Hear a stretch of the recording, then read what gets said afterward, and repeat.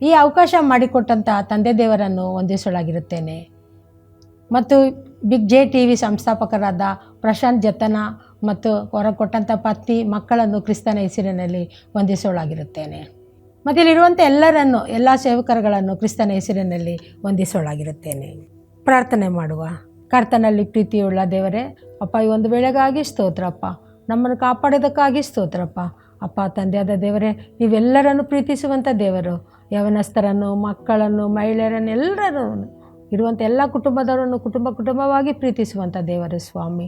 ಅಪ್ಪ ತಂದೆಯಾದ ದೇವರೇ, ಪ್ರಶಾಂತ್ ಜತನ ಮತ್ತು ಕೊಟ್ಟಂಥ ಪತ್ನಿ ಅವರನ್ನು ಸಹ ನೀವು ಆಶೀರ್ವದಿಸಿ ಕಾದು ಕಾಪಾಡಪ್ಪ. ಅಪ್ಪ, ನಾವು ಬೇಡಬೇಕಾದದ್ದು ಬೇಡದಿರೋದು ಎಲ್ಲವೂ ನಿಮಗೆ ತಿಳಿದಂಥ ದೇವರಾಗಿದ್ದೀರಿ ಸ್ವಾಮಿ. ನೀವು ಆಶೀರ್ವದಿಸಿ ಕಾದು ಕಾಪಾಡಪ್ಪ. ನಮ್ಮ ಅಗತ್ಯತೆಗೆ ತಕ್ಕಂತೆ ನಮ್ಮನ್ನು ಆಶೀರ್ವದಿಸಿ ಕೈ ನಡೆಸಬೇಕೆಂದು ಬೇಡಿಕೊಳ್ಳುತ್ತೇನೆ ಸ್ವಾಮಿ. ಅದೇ ರೀತಿಯಾಗಿ ಇಲ್ಲಿ ವೀಕ್ಷಿಸುತ್ತಿರುವ ಪ್ರತಿಯೊಬ್ಬೊಬ್ಬರನ್ನು ಹೆಸರಾಗಿ ಆಶೀರ್ವದಿಸಿ ಕಾದು ಕಾಪಾಡಪ್ಪ. ನಾವು ಆಡುವಂಥ ಮಾತುಗಳು, ನಮ್ಮೆಲ್ಲರ ಹೃದಯದ ಧ್ಯಾನವು ನಿಮಗೇ ಸಮರ್ಪಕವಾಗಿರಲಿ ಸ್ವಾಮಿ. ನಾವು ಮಾತನಾಡುವಾಗ ವಾಕ್ಯಗಳನ್ನು ಆಶೀರ್ವದಿಸಿ ಕೈ ನಡೆಸಬೇಕೆಂದು ಯೇಸುವಿನ ಹೆಸರಿನಲ್ಲಿ ಒಂದೊಳಗಿದ್ದೇನೆ ಕರ್ತನೇ, ಆಮೇನ್. ನಾನು ಈ ದಿನ ಆರಿಸಿಕೊಂಡಿರುವಂಥ ದೇವರ ವಾಕ್ಯವು ಕ್ರಿಸ್ತನು ಯವನಸ್ಥರಲ್ಲಿ. ಕ್ರಿಸ್ತನಲ್ಲಿ ಯವನಸ್ಥರು ಇರುವಾಗ ಯಾವ ರೀತಿಯಲ್ಲಿ ಒಳ್ಳೆಯ ರೀತಿ ಆಗುತ್ತದೆ ಎಂಬುದಾಗಿ ನಾವು ಈ ವಾಕ್ಯದಲ್ಲಿ ನೋಡುತ್ತೇವೆ. ಇದಕ್ಕೆ ಮುಂಚೆ ನಾನು ಒಂದು ನಿದರ್ಶನವನ್ನು ಹೇಳಲು ನಿಮಗೆ ಇಷ್ಟಪಡುತ್ತೇನೆ. ರಾಜನ ಬಳಿ ಒಬ್ಬ ಯವನಸ್ಥನು ಬಂದು, ಸ್ವಾಮಿ, ನನಗೆ ಒಂದು ಕೆಲಸ ಬೇಕಾಗಿದೆ, ಆ ಕೆಲಸವನ್ನು ನನಗೆ ಕೊಡಿ ಅಂತ ಕೇಳ್ತಾನೆ. ಕೇಳಿದಾಗ ಆ ರಾಜ ಏನು ಮಾಡ್ತಾನೆ, ಒಂದು ಟೆಸ್ಟ್ ಇಡ್ತಾನೆ ಆ ರಾಜನಿಗೆ. ಟೆಸ್ಟ್ ಇಟ್ಟಾಗ ಆ ರಾಜ ಹೇಳ್ತಾನೆ, ನೋಡಪ್ಪ, ಒಂದು ಬಿಂದಿಗೆ ತುಂಬ ನೀರಿರಬೇಕು. ಆ ನೀರಲ್ಲಿ ಏನಾಗಬಾರ್ದು, ಚೆಲ್ಲಬಾರ್ದು. ಆ ನೀರು ಆ ಕಡೆ ಈ ಕಡೆಗೆ ಚೆಲ್ಲಬಾರ್ದು. ಒಂದು ತೊಟ್ಟು ಕೂಡ ನೀರು ಚೆಲ್ಲಬಾರ್ದು. ಆ ರೀತಿ ನೀನು ಅಲ್ಲಿಂದ ನಡ್ಕೊಂಡು ಬರಬೇಕು. ಸರಿ, ಏನು ಮಾಡ್ತಾನೆ ಇವನು ಅಲ್ಲಿಂದ? ಸರಿ ರಾಜ, ನನ್ನ ಕೆಲಸ ಅಗತ್ಯ ಇರೋದ್ರಿಂದ ಆ ಟೆಸ್ಟಲ್ಲಿ ಪಾಸ್ ಆಗಲು ನಾನು ಪ್ರಯತ್ನ ಪಡ್ತೀನಿ. ಸರಿ, ಆ ರಾಜ ಮಗು ಏನು ಮಾಡ್ತಾನೆ, ಯವನಸ್ಥ ಆ ಬಿಂದಿಗೆ ಮೇಲೆ ನೀರಿಟ್ಕೊಂಡು, ಫುಲ್ಲು ನೀರಿಟ್ಕೊಂಡು ದಾರಿಯಲ್ಲಿ ನಡ್ಕೊಂಡು ಹೋಗ್ತಾ ಇರ್ತಾನೆ. ಹೋಗ್ತಾ ಇರೋವಾಗ ಅಲ್ಲಿ ಕೆಲವರು ಏನು ಮಾಡ್ತಾರೆ, ಅವನ್ನ ಹೊಗಳ್ತಾರೆ. ಇಷ್ಟು ಚೆನ್ನಾಗಿದ್ದಾನೆ ಇವನು, ನಡೀತಾರೆ, ಸ್ಟೈಲ್ ನೋಡು, ಇವನು ಖಂಡಿತ ಬೀಳ್ಸಲ್ಲ, ಇವನು ಖಂಡಿತ ಟೆಸ್ಟಲ್ಲಿ ಪಾಸ್ ಆಗ್ತಾನೆ ಅಂತ. ಇನ್ನು ಕೆಲವ್ರು ಏನು ಹೇಳ್ತಾರೆ, ಇವನು ಪಾಸ್ ಆಗೋದು ಕಷ್ಟ, ಇವನು ನೋಡಿ ನಡಿಗೆನೇ ಸರಿ ಇಲ್ಲ, ಇವನು ನಡೀತಾರದೇ ಸರಿ ಇಲ್ಲ ಅಂತ ತಗೊಳ್ತಾರೆ. ಇನ್ನು ಕೆಲವರು ಸುಮ್ಮನೆ ಇರ್ತಾರೆ. ಇದು ಯಾವುದನ್ನು ಗಮನಿಸದೆ ಇವನೇನು ಮಾಡ್ತಾನೆ, ರಾಜನ ಬಳಿಗೆ ಹೋಗ್ತಾ ಇರ್ತಾನೆ. ಅಲ್ಲಿ ನಿಲ್ಲಿಸ್ತಾನೆ. ರಾಜನ ಹತ್ರಕ್ಕೆ ಹೋಗಿ, ಹೇಗೆ ಒಂದು ತೊಟ್ಟು ನೀರು ಚೆಲ್ಲಿಲ್ವಲ್ಲ, ಹೆಂಗೆ ಅಂದಾಗ, ನೋಡಿ ಅವ್ರು ಹೊಗಳ್ತಾ ಇದ್ರಲ್ಲ, ಆವಾಗ ನಾನು ಈ ಕಡೆ ತಿರುಗಿ ನೋಡಲಿಲ್ಲ, ಅವ್ರನ್ನ ನಾನು ಗಮನಿಸಲಿಲ್ಲ. ಈ ಕಡೆ ತಗೊಳ್ತಾ ಇದ್ರಲ್ಲ, ಅವ್ರ ಕಡೆನೂ ನಾನು ನೋಡಲಿಲ್ಲ. ಈ ಕಡೆ ಸುಮ್ಮನೆ ಇದ್ರಲ್ಲ, ಅವ್ರನ್ನೂ ಸಹ ನಾನು ನೋಡಲಿಲ್ಲ. ನಾನು ನೋಡ್ದಿರ ಹಾಗೇ ಹೋಗ್ತಿರೋವಾಗ ನನಗೇನಾಗಲಿಲ್ಲ, ನೀರು ಚೆಲ್ಲಿಲ್ಲ. ಅದೇ ರೀತಿಯಾಗಿ ನಮ್ಮ ಜೀವನದಲ್ಲಿ ಪ್ರಿಯ ಯವನಸ್ಥ ಮಕ್ಕಳೇ, ದೇವರಲ್ಲಿರುವಂಥ ಯವನಸ್ಥ ಮಕ್ಕಳೇ, ನಾನು ಹೇಳೋದು, ನಾವು ಹೊಗಳವ್ರನ್ನೂ ನೋಡಬಾರ್ದು, ತೆಗೊಳ್ಳೋರ್ನೂ ನೋಡಬಾರ್ದು. ಒಂದು ವೇಳೆ ನನ್ನ ತೆಗಳ್ತಾ ಇದ್ದಾನೆ ಅಂತ ಅವ್ರ ಬಳಿಗೆ ಜಗಳಕ್ಕೆ ಹೋಗಿದ್ದಿದೆ ಆದರೆ ನೀರು ಚೆಲ್ಲೋಗ್ತಾಯಿತ್ತು, ಆ ರಾಜ ಕೊಟ್ಟಂಥ ಪರೀಕ್ಷೆ ಫೇಲ್ ಆಗ್ತಾಯಿದ್ದ. ಸುಮ್ಮನೆ ಇದ್ದವ್ರು ನಾನು ನೋಡಿದ್ದೆ ಆದರೆ ಆ ನೀರೇನಾಗ್ತಾಯಿತ್ತು, ಚೆಲ್ತಾಯಿತ್ತು. ಯಾವಾಗಲೂ ನಾವು ಒಂದೇ ಸ್ಥಿರ ಮನಸ್ಸಿನಿಂದ ಒಂದೇ ಸಾರಿ ನಾವು ಸದಾ ನೀಟಾಗಿ ಓದೋದಾದರೆ, ಯಾವ ಕಡೆನೂ ನೋಡ್ದಿರ, ಹೊಗಳವ್ರನ್ನೂ ನೋಡ್ದಿರ, ತೆಗಳದವ್ರನ್ನೂ ನೋಡ್ದಿರ, ನಾವು ಸ್ಟ್ರೈಟಾಗಿ ಓದೋದೇ ಆದರೆ ನಮಗೆ ಜಯ ಸಿಗುತ್ತದೆ. ನಮಗೆ ಜೀವಿತದಲ್ಲಿ ಜಯ ಬೇಕಾ, ನಾವು ಇಹಲೋಕದ ಜನಗಳನ್ನ ನಾವೇನು ಮಾಡಬಾರ್ದು, ಹೊಗಳವ್ರನ್ನೂ ನೋಡಬಾರ್ದು, ತೆಗಳವ್ರನ್ನೂ ನೋಡಬಾರ್ದು. ಒಂದೇ ರೀತಿಯಲ್ಲಿ ನಾವು ಹೋಗಬೇಕು ಅನ್ನೋದೊಂದೇ ಈ ಒಂದು ವಾಕ್ಯದ ಆದೇಶವಾಗಿರುತ್ತದೆ. ಮತ್ತು ತಪ್ಪಿ ಹೋದ ಮಗನ ಸಾಮ್ಯ ನಾವು ಬೈಬಲಲ್ಲಿ ನಾವು ನೋಡ್ತೇವೆ. ಸುವಾರ್ತೆಯಲ್ಲಿ ಲೂಕನು ಬರೆದ ಸುವಾರ್ತೆ 15ನೇ ಅಧ್ಯಾಯ 11ರಿಂದ 32 ವಚನಗಳು. ಅಲ್ಲಿ ಒಂದು ತಪ್ಪಿ ಹೋದ ಮಗನ ಸಾಮ್ಯವನ್ನು ನಾವು ನೋಡ್ತೇವೆ. ಒಂದು ತಂದೆಗೆ 2 ಮಕ್ಕಳಿದ್ದರು. ಒಬ್ಬ ಮಗ ಏನು ಹೇಳ್ತಾನೆ, ನನಗೆ ಆಸ್ತಿಯಲ್ಲಿ ಭಾಗ ಕೊಡಿ ಅಂತ ಕೇಳಿದಾಗ, ಕಿರಿ ಮಗನು ಕೇಳುವಾಗ ಅವನ ಆಸ್ತಿಯನ್ನು ಅವನು ತಂದೆ ಕೊಟ್ಬಿಡ್ತಾನೆ. ಕೊಟ್ಟಾಗ ಅವನು ಪಟಿಗರ ಜೊತೆ ಸೇರಿಕೊಂಡು ಆಡಬಾರ್ದಲ್ಲ ಆಟ ಎಲ್ಲ ಆಡಿ ಹಣವನ್ನೆಲ್ಲ ಅವನು ಏನು ಮಾಡ್ತಾನೆ, ವ್ಯರ್ಥ ಮಾಡಿಬಿಟ್ಟು ಎಲ್ಲ ಲಾಸ್ ಮಾಡ್ಕೊಂಡ್ಬಿಡ್ತಾನೆ. ಅವನ ಬಳಿಯಲ್ಲಿ ಹಣನೇ ಇರೋದಿಲ್ಲ, ಅವನ ಹತ್ರ ದುಡ್ಡೇ ಇರೋಲ್ಲ, ಎಲ್ಲ ದುಡ್ಡೆಲ್ಲ ಖರ್ಚಾಗೋಯ್ತು. ಯಾಕೆ? ಕೆಟ್ಟವ್ರ ಸವಾಸ ಮಾಡಿ ಕೆಟ್ಟವ್ರ ಜೊತೆಯಲ್ಲಿದ್ದು ಅವನು ದುಡ್ಡೆಲ್ಲ ಏನು ಮಾಡಿಬಿಟ್ಟ, ಎಲ್ಲ ಕಳ್ಕೊಂಡಾಗ ಅವನೇನು ಮಾಡ್ದ, ಮತ್ತು ಹಂದಿಗಳ ಜೊತೆ ಇದ್ದು ಹಂದಿಗಳ ತಿನ್ನುತ್ತಿದ್ದ ಆಹಾರನ ತಿಂತಾಯಿದ್ದ. ಅಷ್ಟು ಒಂದು ಕಷ್ಟಪಡ್ತಾಯಿದ್ದ. ಮತ್ತೆ ಪಶ್ಚಾತ್ತಾಪ ಆಗುತ್ತೆ, ಅಯ್ಯೋ ನನ್ನ ತಂದೆ ಮನೆಯಿಂದ ನಾನು ಬರಬಾರ್ದಾಗಿತ್ತು.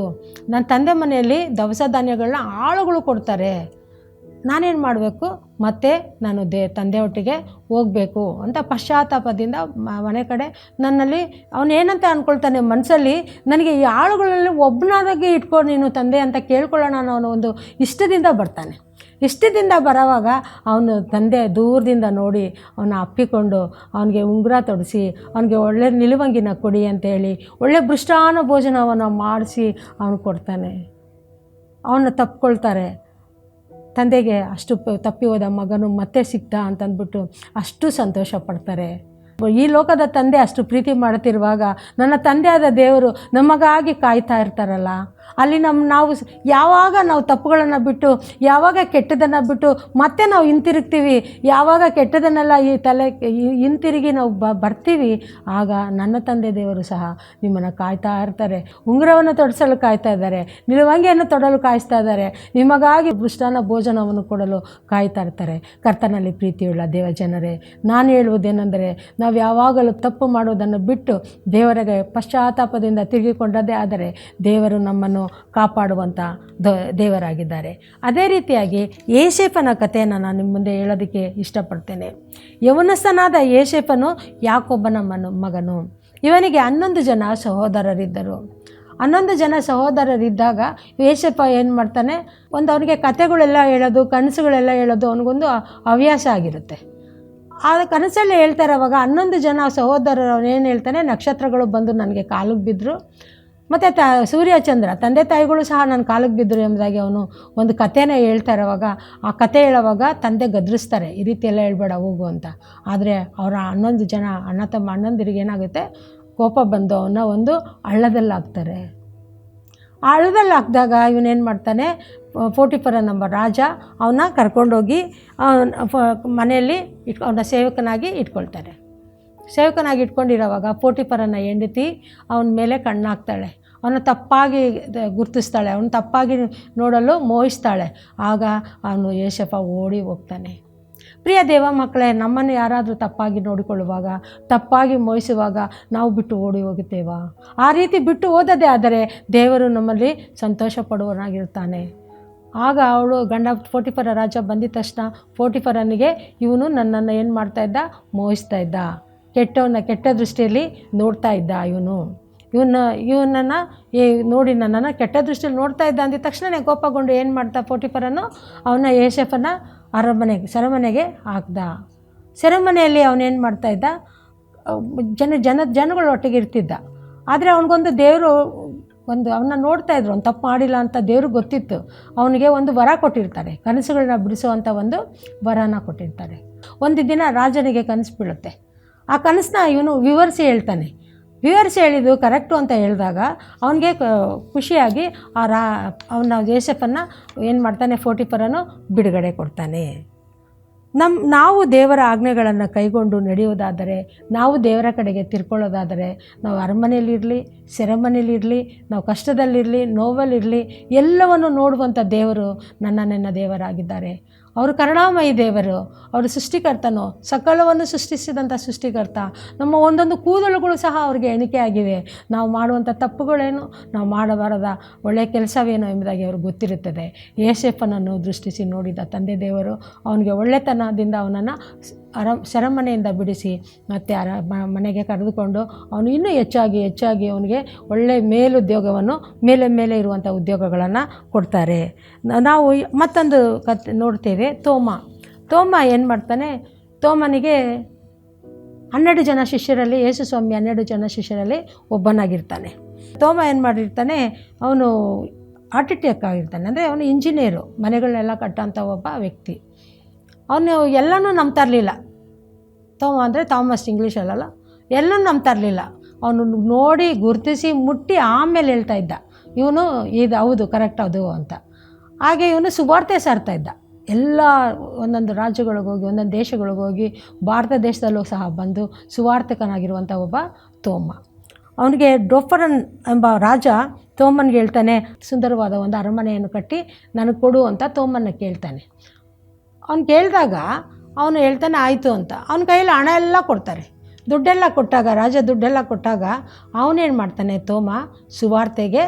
ಸುವಾರ್ತೆ ಸಾರೋದಕ್ಕೆ ಅದನ್ನು ಉಪಯೋಗಿಸಲ್ಪಡ್ತಾನೆ. ಆತ್ಮಗಳನ್ನ ಗೆಲ್ಲೋದಕ್ಕೋಸ್ಕರ ಅದನ್ನು ಉಪಯೋಗಿಸ್ಕೊಳ್ಪಡುವಾಗ ಉಪಯೋಗಿಸಲ್ಪಟ್ಟಂಥ ಸಮಯದಲ್ಲಿ ಅಲ್ಲಿರುವಂಥ ಜನಗಳು ಆ ರಾಜನಿಗೆ ಹೋಗಿ ಹೇಳ್ತಾರೆ, ರಾಜ ನೀನು ಕೊಟ್ಟಿದ್ದೇನಕ್ಕೆ ಅರಮನೆ ಕಟ್ಟು ಅಂತ.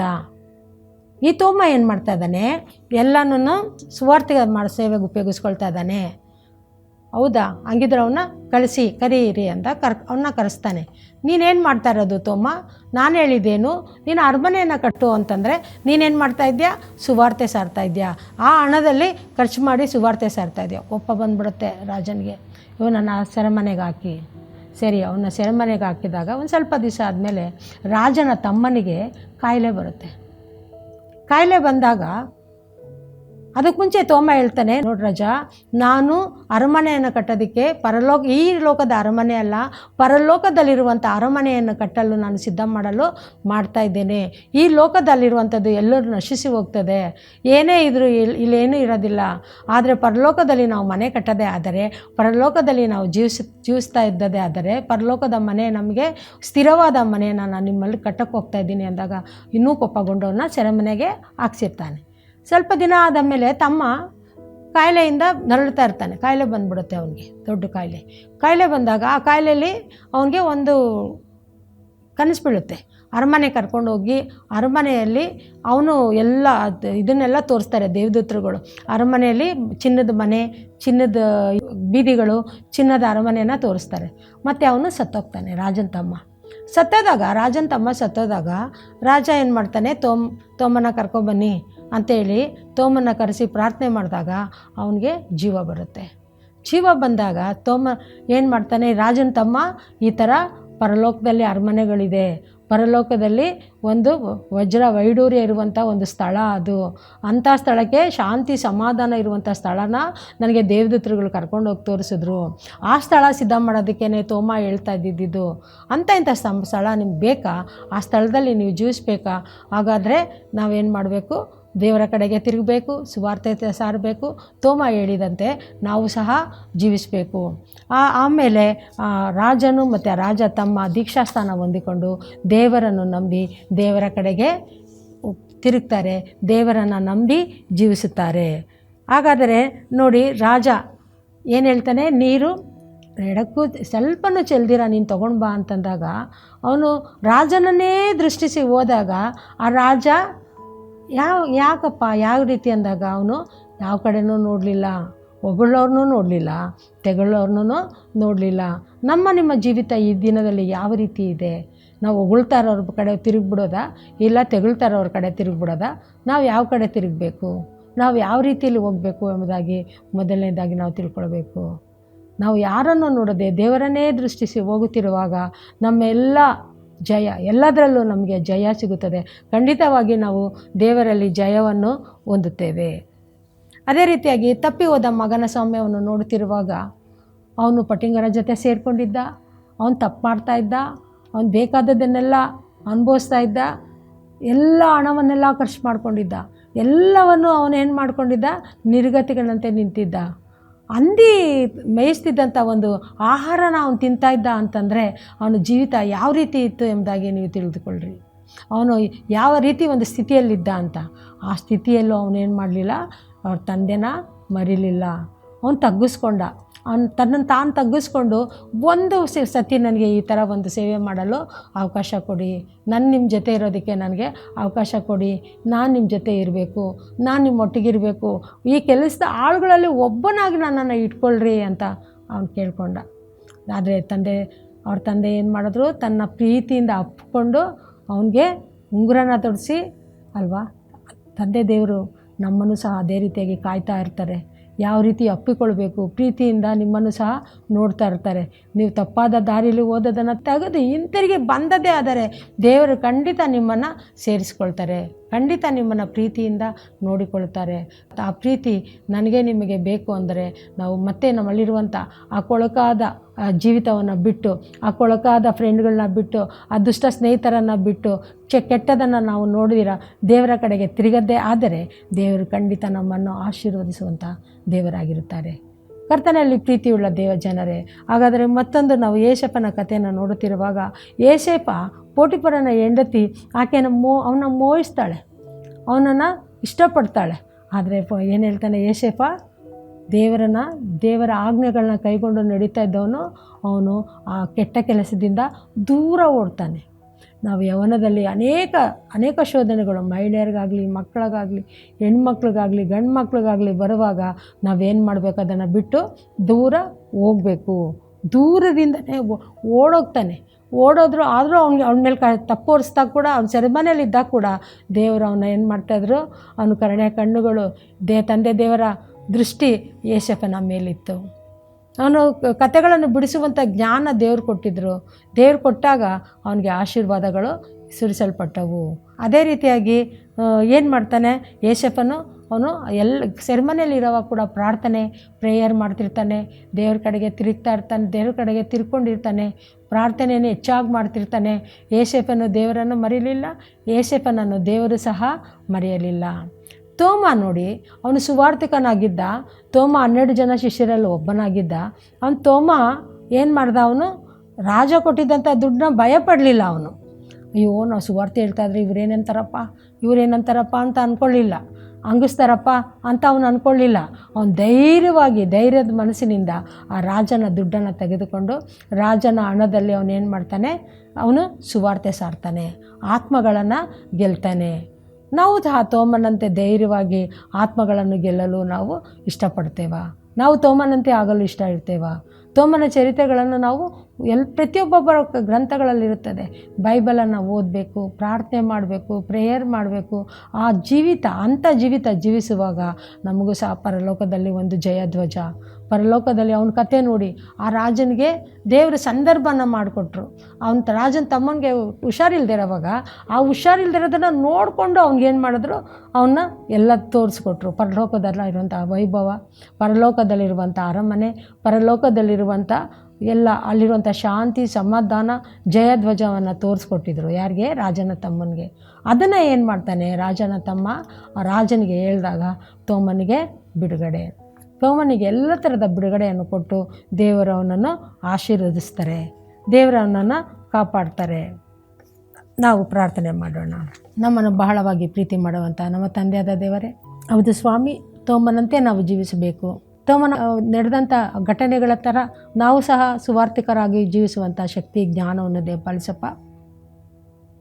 ಏಸಪ್ಪನ ಹಾಗೆ ನಾವು ತಪ್ಪಾದ ದಾರಿಯಲ್ಲಿ ಹೋಗದೆ ತಪ್ಪಿಂದ ದೂರ, ಕೆಟ್ಟದಿಂದ ದೂರ ಹೋಗುವಂತೆ ನಮಗೆ ಜ್ಞಾನ ಕೊಡಪ್ಪ.